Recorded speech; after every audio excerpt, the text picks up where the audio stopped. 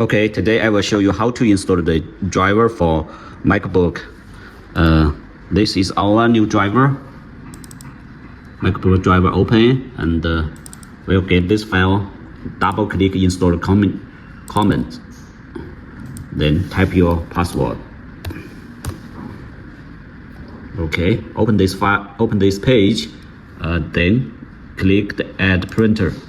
There need your username and the password. That is from your system. Okay, let me try to click again. Okay, this is our printer, and choose this printer and continue, and choose a file and choose this system and add a new file. When you get this file, you can setting cat option, default page, and also can setting default open the clash drivers. Okay,